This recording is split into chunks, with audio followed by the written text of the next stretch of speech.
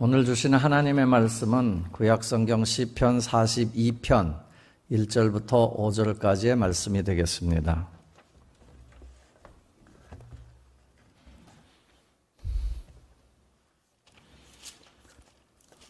시편 42편 1절부터 5절입니다.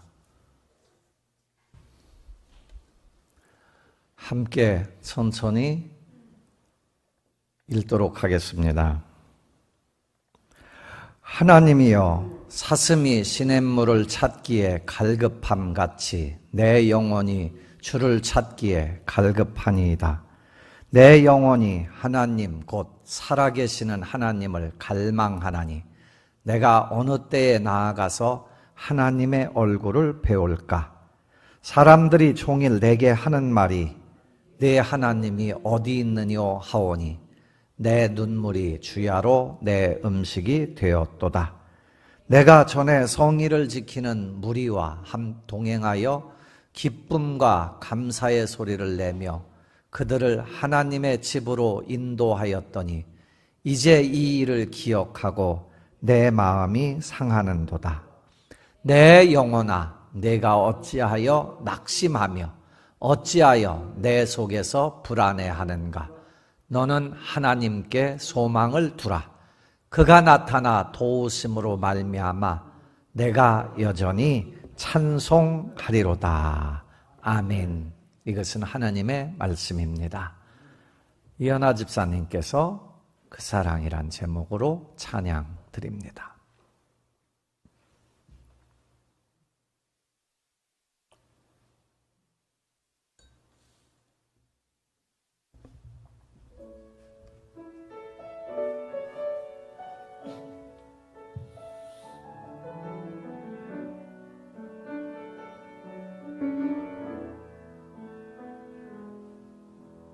그곳 놀라운 사랑, 하늘 보좌 버리신 주, 그는 실로 왕이셨지만 영광 버리고 이 땅에 오셨네. 자기 몸을 비워 종의 모습을 갖추시고 십자가에 달리시어 우리에게 구원을 주셨네.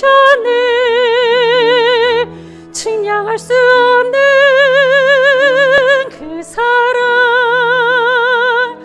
바다보다 더 깊고 하늘보다 더 넓은 그 사랑, 어떤 말로도 표현할 수 없는 그 사랑, 하나님 아버지 사랑, 나를 살게 하는 은혜.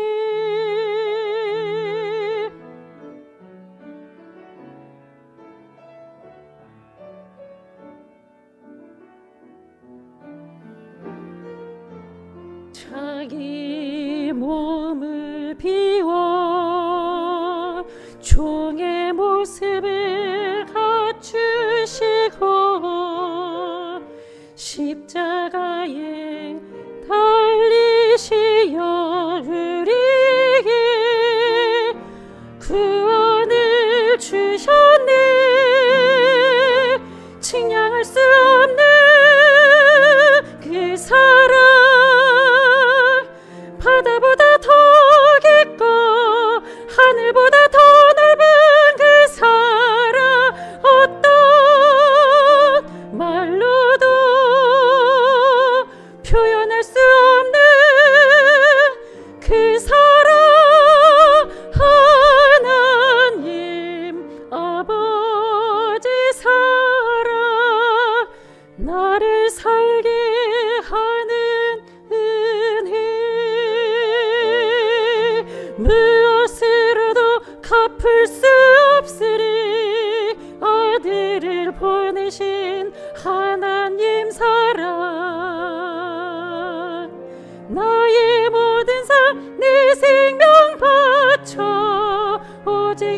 만 위에 살리라.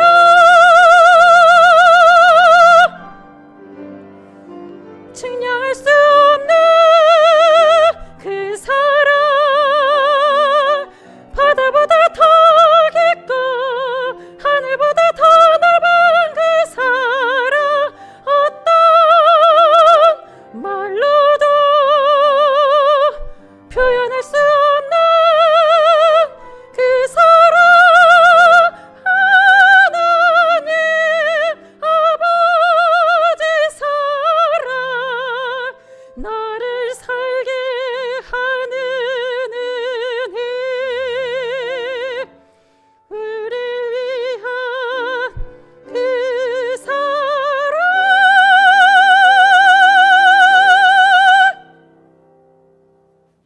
아멘.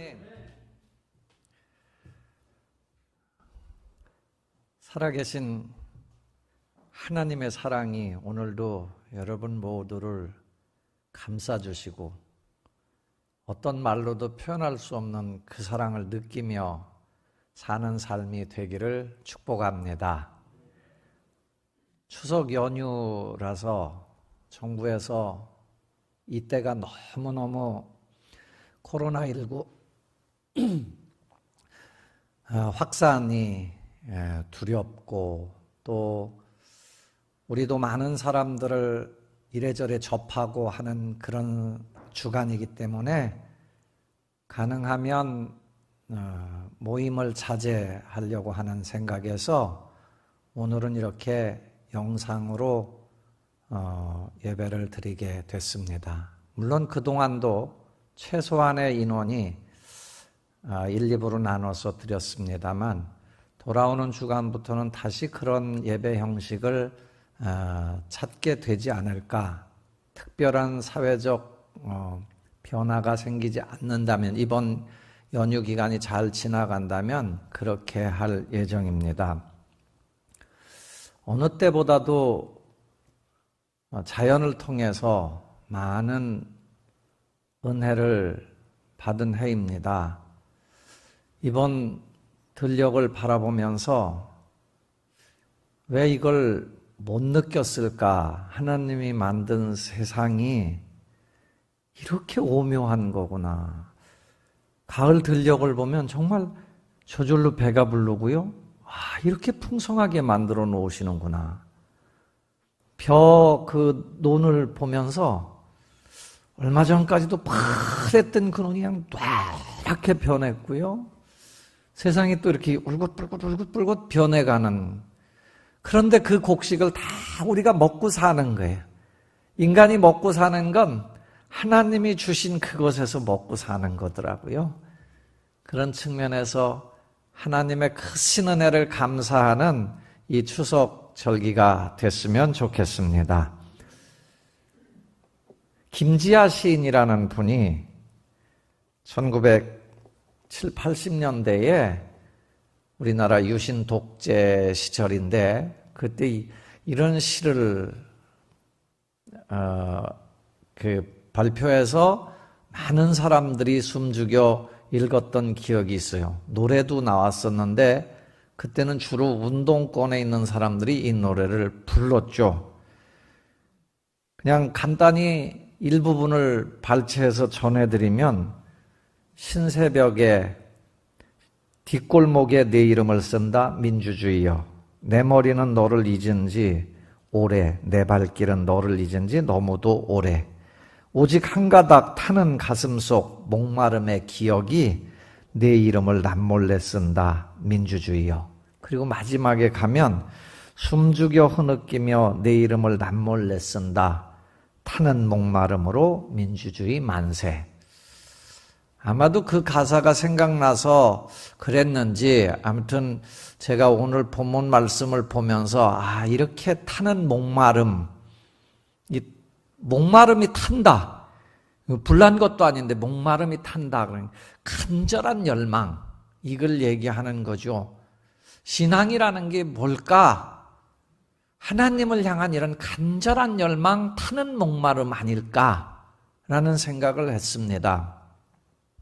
오늘 본문 말씀에 보면 1절, 2절에 이런 말씀이 나와 있죠. 여러분 1절, 2절 말씀을 다시 한번 읽어보겠습니다. 시작.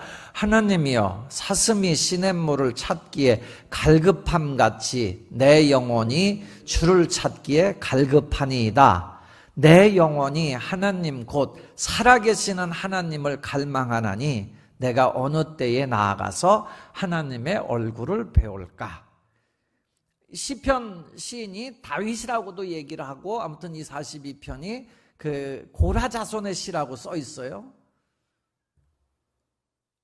어쨌든 사슴이 시냇물을 찾기에 갈급함같이 내 영혼이 주를 찾기에 갈급하고 또 내가 하나님을 생존 내 영혼이 하나님 곧 살아계시는 하나님을 갈망한다 라는 표현이 나왔어요. 이 갈급, 갈망 다 비슷한 얘기인데 영어 성경에는 보면 다른 단어를 썼더라고요. pant, thirst라는 단어를 썼는데 하나는 이 갈급하다 아무튼 헐떡거린다 이런 뜻을 가지고 있어요. 사슴이 목이 말라서 헐떡거리는, 물을 먹고 싶어서 헐떡거리는 거죠.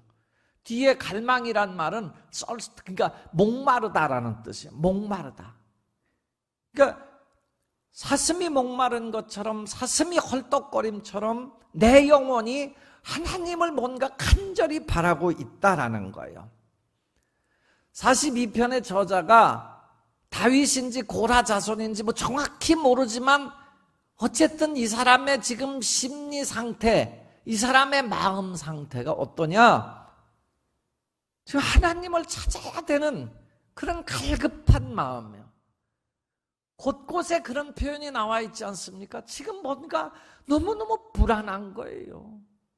지금 너무너무 목마른 거예요. 타는 목마름이 있는 거예요. 심지어는 4절에 보면 마음이 상해 있다고 그러죠. 낙심이 된다라는.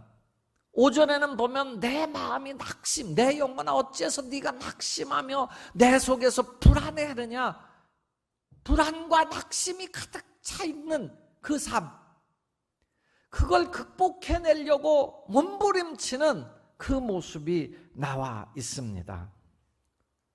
왜 그렇게 목이 마를까? 왜 그렇게 갈급할까? 지금 뭔가 모르지만 이 정말 힘들고 어려운 상황이라는 거잖아요. 힘들고 어려운 상황을 다른 방법으로 찾아보려고 애를 쓰는 사람들이 많죠. 근데 해결이 안 되는 거죠. 예수님이 요한복음 4장에 사마리아 숫가성에 가서 한 여인을 만났잖아요. 그 여인은 사람들을 피해서 뭔가 삶을 갈구하는 그 여인이에요. 대낮에 땡땡 빛째는 그 시간에 와서 물을 길러 혼자 외로이 왔을 때 예수님이 그한테 그런 얘기를 해요. 이런저런 얘기를 주고받으면서 나중에 야, 이 물을 먹는 사람은 다시 목마르지만 내가 주는 물을 먹는 자는 영원히 목마르지 아니할 것이다. 내가 주는 물은 그 속에서 영생하도록 샘솟는 샘물이 될 것이다 라는 표현을 하세요. 이 여인도 나름대로 목마름을 가지고는 있는데 해결할 수 없는 거예요. 그 나중에 알아봤더니 남편이 5, 지금 사는 남편도 남편이야. 엄청나게 방법을 나름대로 추구를 해봤다라는 거죠. 우리 인간의 목마름은 크게 보면 2가지로 대별될 수 있습니다. 하나는 그야말로 육적인 목마름이죠. 세상에서의 목마름. 많은 사람들이 여기까지를 가지고 살죠. 나는 이것도 해야 되고 이것도 가져야 되고 저것도 가져야 되고 사랑에 대한 목마름도 있고 물질에 대한 목마름도 있고 여기까지를 다 추구한 인간의 본능이에요. 본성이에요.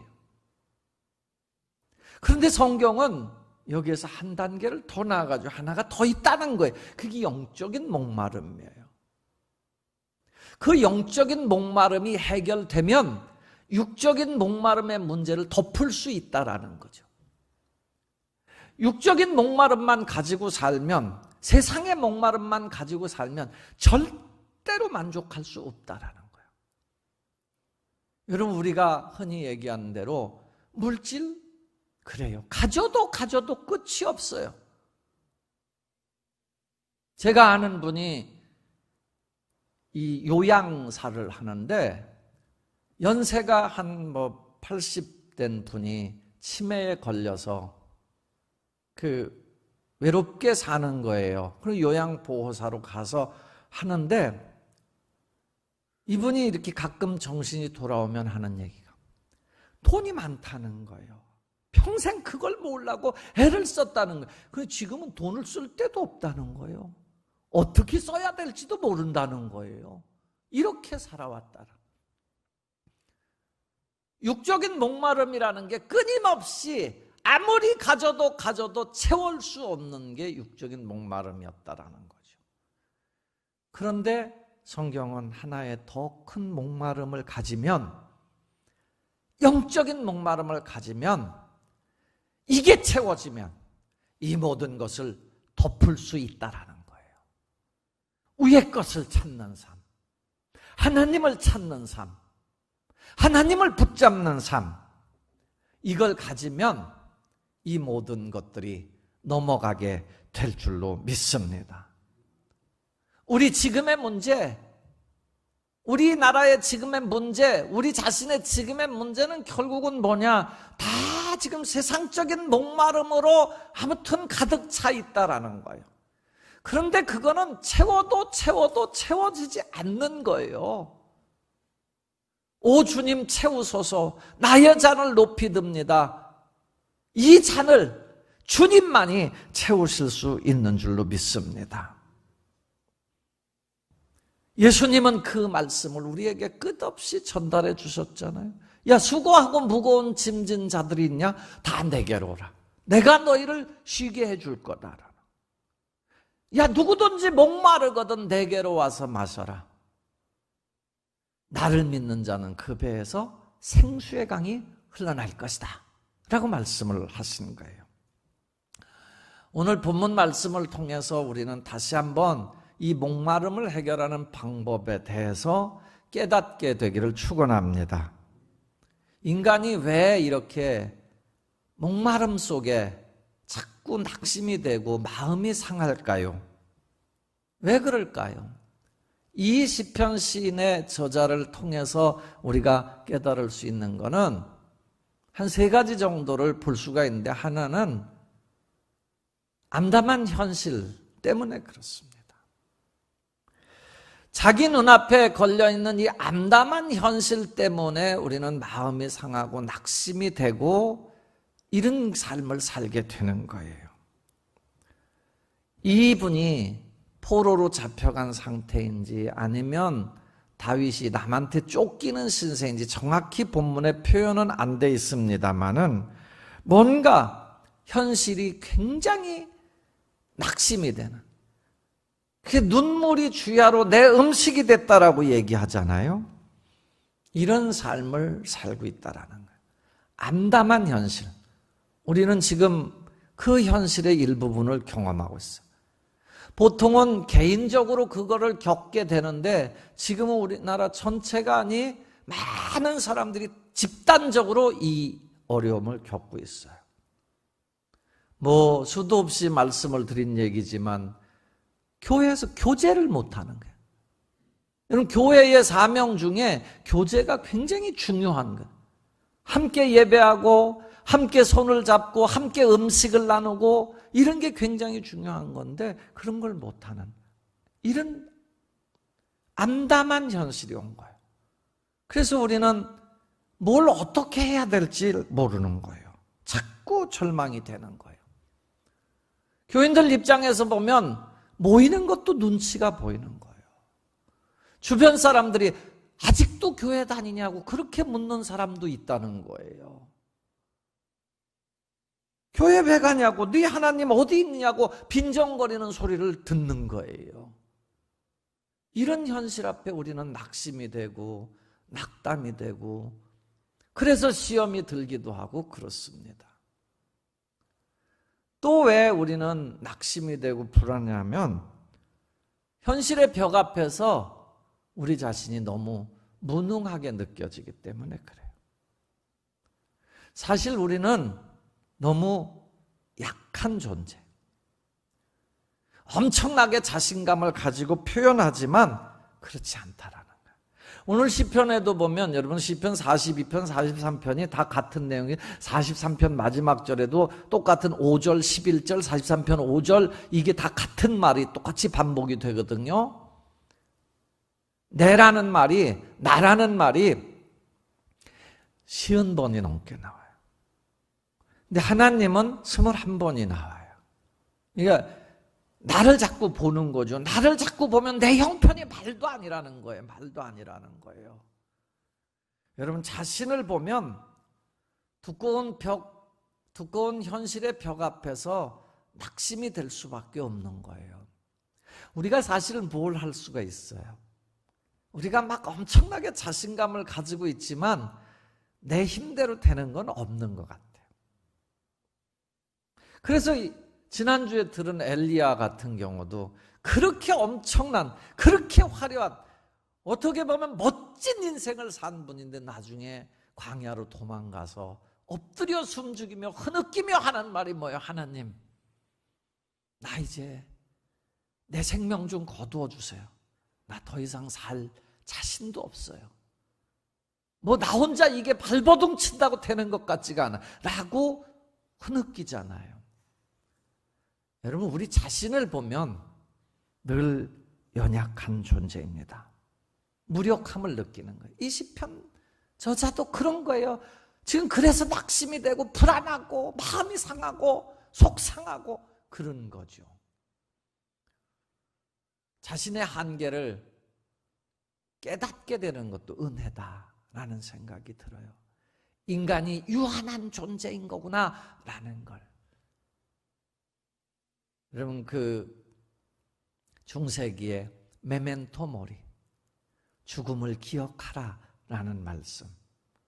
아, 내 자신이 어느 순간에 이렇게 놓아지는 거구나, 내 힘으로 이게 안 되는 거구나 라는 걸 자꾸 되뇌인다라는 거잖아요. 그래서 그런 존재인 거를 자기 자신만 보니까 낙심이 되고 허무한 거죠. 또 하나 왜 낙심이 되고 왜 불안하고 마음이 상하냐 하면 과거와 현실을 자꾸 비교하기 때문에 그래요. 옛날과 지금을 자꾸 비교하다 보면 옛날에는 이게 잘 안 되는 거예요. 자기의 화려했던 시절을 보면 지금이 너무 현실이 초라한 거죠. 매일 그런 건 아닙니다만 인생을 실패하거나 뭐가 좌절됐거나 할 때 이런 현상들이 오지 않습니까?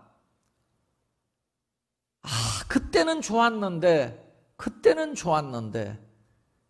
남자들이 잘 힘차게 얘기하는 게 뭐예요? 군대 얘기. 그때는 막 용감했다라는 거예요. 무서움도 없었다라는 거예요. 또 좋아하는 얘기가 뭐예요? 축구하는 얘기. 운동할 때 이렇게 했다라. 더 기가 막힌 건 군대에서 축구하는 얘기. 뭐 이렇습니다. 아무튼 뭐 그때는 그렇게 좋았다라는 거예요. 젊을 때를 그리며 화려했던 지금 그렇지 못하다.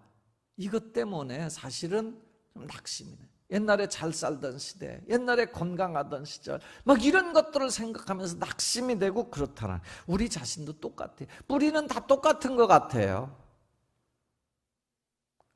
다 낙심이 되고 마음이 상하고 불안하고 막 이런 게 뭐냐 하면 현실의 벽이 너무 커.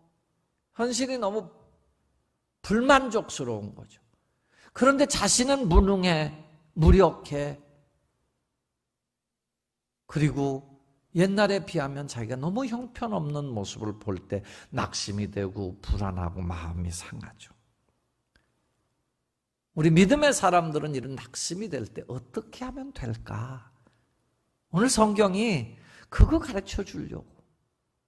여러분 어떻게 하면 될까? 먼저 5절 말씀을 한번 읽어보겠습니다. 5절, 11절, 43장 5절 다 같은 말씀인데 한번 읽어보겠습니다. 시작.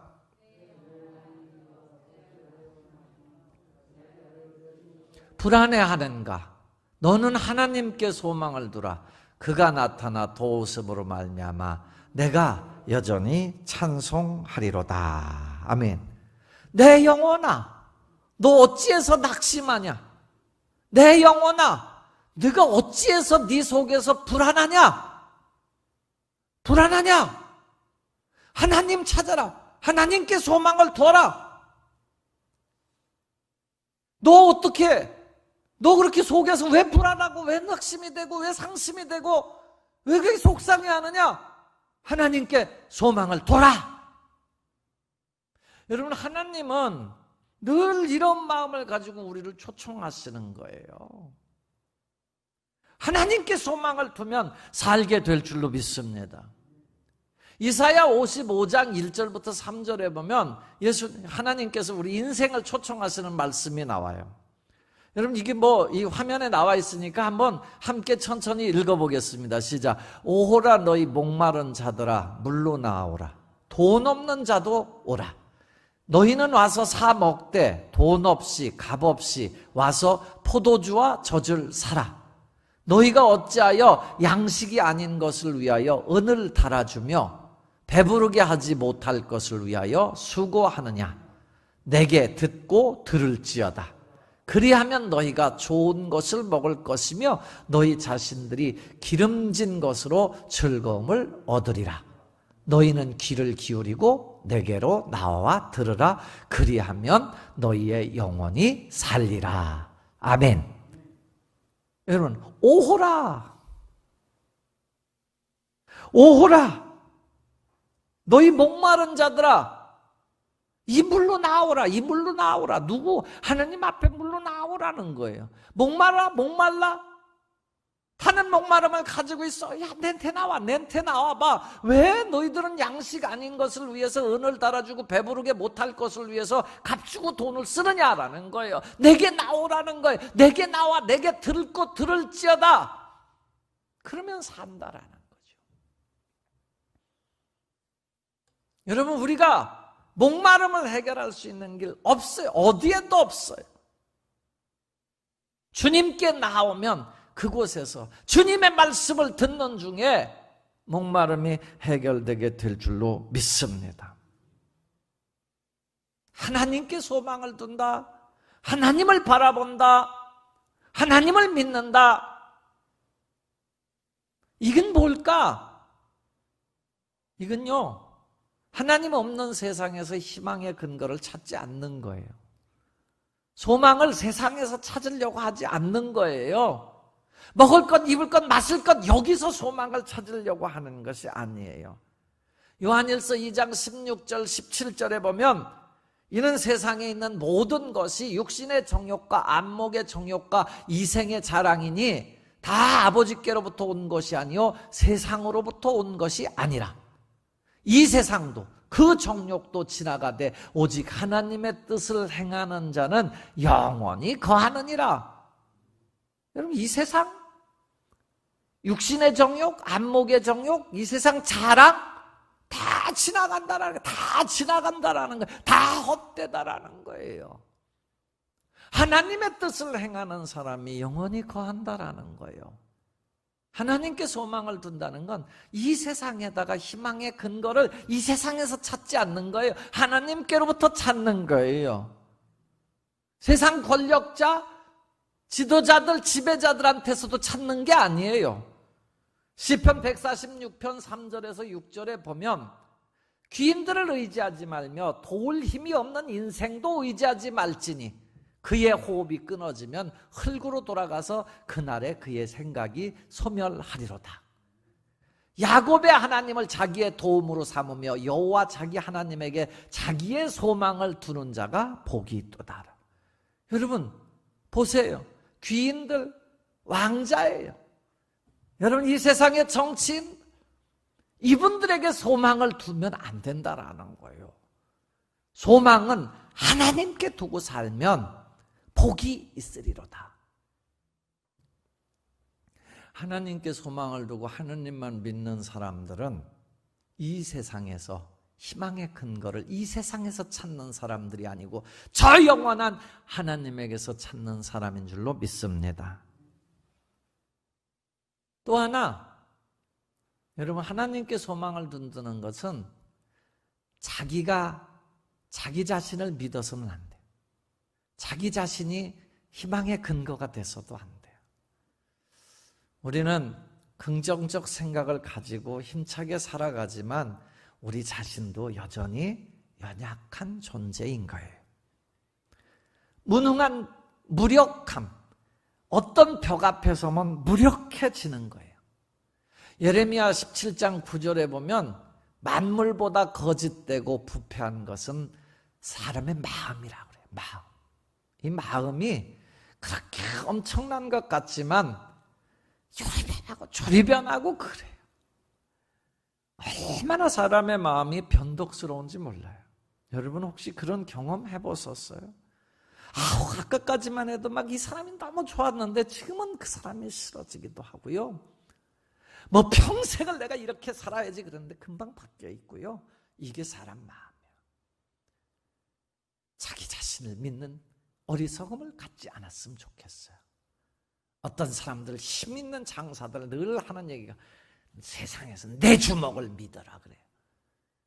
그래 놓고 제가 그 군대 생활할 때, 군대라고 아무튼 부대에서 한 군대 생활입니다만 출퇴근하면서 이 군대 생활할 때 아무튼 제 후배, 제가 좀 늦게 갔어요. 대학을 다니다가 갔고 좀 늦게 갔는데 그 후배인데요. 얘는 막 술을 먹고 자기 주먹이 제일 센 줄 알아요. 그러면서 어느 날 여기를 이렇게 감고 왔어요. 그 왜 감고 왔냐 그랬더니 어저께 그냥 주먹이 센가 벽이 센가 한번 해봤다는 거예요. 그 콘크리트 벽을 때려가지고 여기 다 막 부서진 거예요. 여러분, 그게 인간이에요. 그렇게 연약한 게 인간이에요. 하나님, 인생은 잠깐인 것도 알아야 되고 인생은 아침 안개인 것도 알아야 되고 그리고 누구한테? 하나님께로 소망을 두고 하나님을 믿는 거예요. 그래서 여러분, 하나님께 소망을 둔다는 것은 이 목마름을 가지고 하나님을 바라보는 거예요. 하나님을 믿는 거예요. 하나님께 소망을 두는 거예요. 내 영혼아, 네가 어찌해서 낭망하며 내 속에서 불안해하냐? 너는 하나님을 바라라. 그 얼굴의 도우심으로 말미암아 여전히 찬송하리로다. 여전히 네가 찬송하게 될 것이다. 여러분, 욥이 그런 삶을 살았잖아요. 욥은 다 버림받았어요. 정말 인생의 끝을 갔어요. 끝을 갔어요. 그 많던 재산이 한순간에 싹, 그 화목한 가정이 한순간에 쏴, 그 건강하던 몸이 한순간에 쏴. 옆에 있던 부인이 그래요. 야, 차라리 난 당신 같으면 벌써 죽었을 거다. 우리 그런 말 잘 하잖아요. 내가 저 사람이라면 벌써 죽었을 것. 욥이요, 일어나서 겉옷을 찢고 머리털을 밀고 땅에 엎드려서 하나님을 예배해요. 그 와중에 그러면서 한 얘기가 뭐예요? 이르되, 한번 읽어봅시다. 성경 나오니까 시작. 이르되 내가 모태에서 알몸으로 나왔사온즉 또한 알몸으로 그리로 돌아갈지어다. 주신 이도 여호와시요 거두신 이도 여호와이시니 여호와의 이름이 찬송을 받을지니이다. 여러분, 이 욥은 하나님 앞에 그 와중에 모든 것의 주인이 하나님이십니다. 나는 내 몸의 주인, 내 삶의 주인 하나님이신 걸 믿습니다. 여전히 하나님이 찬송 받으셔야 합니다. 라고 고백한 거예요. 하나님께 소망을 두면요, 하나님을 이렇게 찬송하면요, 하나님이 놀라운 역사를 바꿔줘요. 하나님이 어떻게 바꿔갈까? 여러분, 하나님이 왜 찬송하게 할까? 하나는요, 첫째는요, 하나님 왜 찬송하게 하시냐면요, 하나님의 도움으로 어려움을 통해서 하나님의 뜻을 깨닫게 해주시더라고요. 하나님 뜻을 깨닫게 해주세요. 다른 거 없더라. 여러분 시편 말씀에도 시편 73편에도 이런 말씀이 나와 있는데요. 무릇 주를 멀리하는 자는 망하리니 음녀같이 주를 떠난 자를 주께서 다 멸하셨나이다. 하나님께 가까이함이 내게 복이라. 내가 주 여호와를 나의 피난처로 삼아 주의 모든 행적을 전파하리이다. 여러분 이 뜻이 깨달아져요. 아하, 주님 멀리 해봤자 망하는구나. 주님을 가까이 하는 게 복이구나. 이게 깨달아지는 거예요. 이게 큰 은혜예요. 여러분 하나님께 소망을 두면 이 은혜가 하나님 가까이 하는 게 복이구나. 이 큰 뜻을 깨닫게 되기를 축복합니다. 또 하나는요, 하나님의 도우심으로 말미암아 모든 과정에서 악한 것이 선한 것으로 바뀌는 것을 보게 돼요. 이거 안 바뀔 것 같잖아요. 여러분 그 엄청난 게 안 바뀔 것 같은데 바뀌어져요. 성경은 그걸 전해줘요. 우리에게. 세상이 다 멸망한 것 같은데 아니, 나를 가까이 하고 나를 붙잡으면 내 도움으로 인하여 네가 찬송하게 될 거야. 이렇게 바뀌어지더라라는 거예요. 욥 얘기했잖아요. 욥기가 42장, 43장까지 있는데 거기 한번 보세요. 뒤에 가면요, 욥의 삶이 완전히 또 뒤바뀌어져 있어요. 여러분 우리가 흔히 듣는 요셉은 그걸 나중에 고백해요. 하나님이 이걸 선으로 바꿔주셨다라고 고백하잖아요. 그가 종살이, 노예살이, 옥살이, 인간이 겪을 수 있는 고통은 다 겪었어요. 그런데 나중에 그가 총리로 바꿔줘요. 하나님이 내 형제들 살리려고 이렇게 바꿔오시더라 라고 얘기를 해요. 하나님의 도우심이 이렇게 엄청난 것인 줄로 믿습니다. 엘리야도 그가 그렇게 해서 죽기를 구했어. 나 정말 죽을 만치 힘든 상황이에요. 그런데 하나님이 아니, 일어나 먹어, 다시 힘내, 호렙으로 가자. 갔어요. 하고 나서 사명을 줘요. 사명으로 다시 일어나요. 여러분 인생에 모든 걸 내려놓고 끝났다라고 생각했는데 그가 할 일이 남아있더라는 거예요. 그리고 그 할 일을 힘차게 왕을 세우고 아람 왕을 세우고 그의 후계자를 세워내고 이런 일을 하게 된 거예요. 시편 23편에 보면 여러분 잘 아는 말씀 나와 있죠. 내가 사망의 음침한 골짜기를 다닐지라도 해를 두려워하지 않을 것은 주께서 나와 함께 하심이라. 주의 지팡이와 막대기가 나를 안위하시나이다. 주께서 내 원수의 목전에서 내게 상을 차려주시고 기름을 내 머리에 부으셨으니 내 잔이 넘치나이다. 그래요. 여러분 이 말씀에서 보면요, 사망의 음침한 골짜기를 다녀요. 이분이 죽음을 넘나들고 있다는 거잖아요. 그런데 하나님이 나는 내 잔이 넘쳐. 어떻게? 내 원수의 목전에서 내게 진수성찬의 상을 차려주시더라는 거예요. 그 나를 죽이려고 하던 그 원수들 앞에서 오히려 나를 높이 들어 세워주시더라는 거죠. 여러분 하나님께 소망을 두는 사람은 이렇게 이쪽에서 이쪽으로 선을, 악을 바꿔서 선으로 만들어주시는 분, 모든 것이 합력하여 선을 이루시는 분, 그분이 하나님이신 줄로 믿습니다.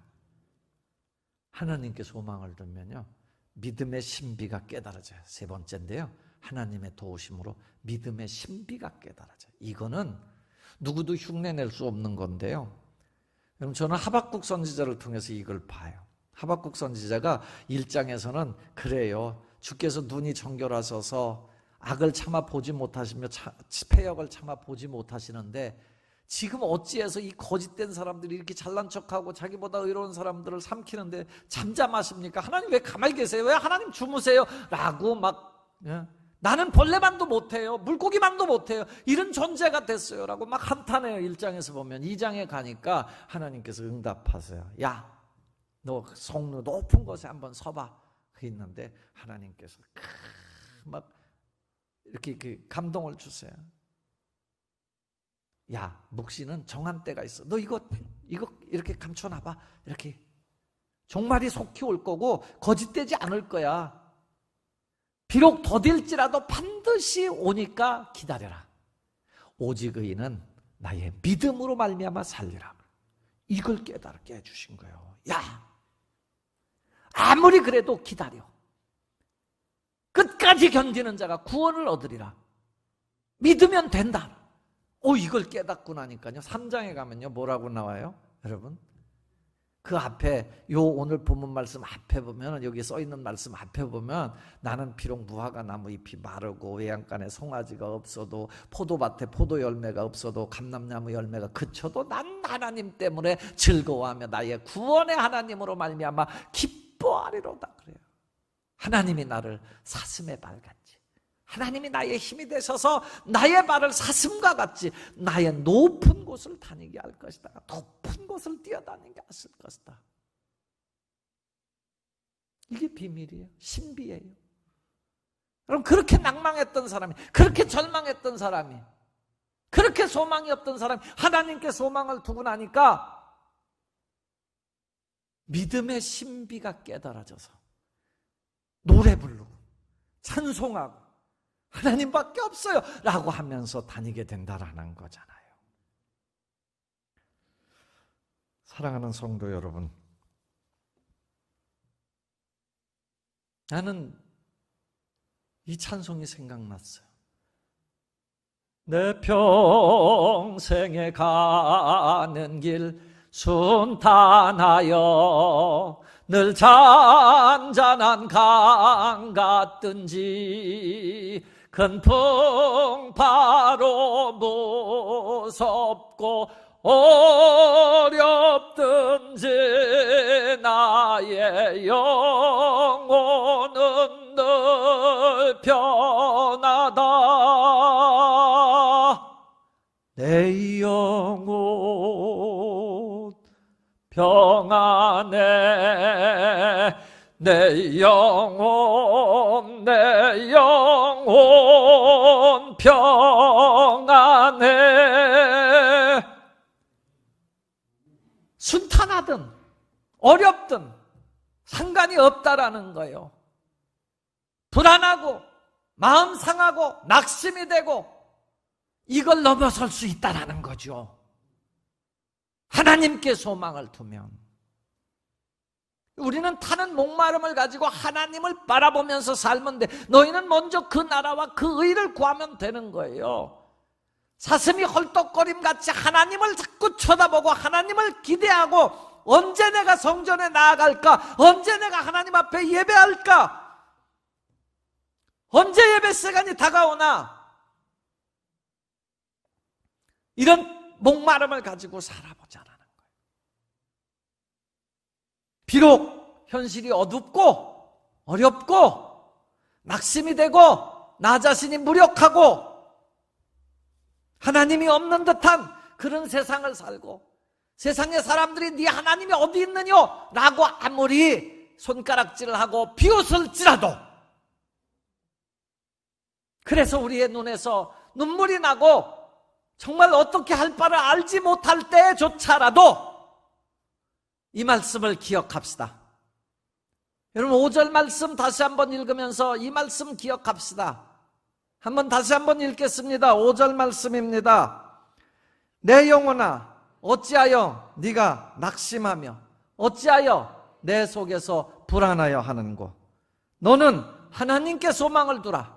그가 나타나 도우심으로 말미암아 내가 여전히 찬송하리로다.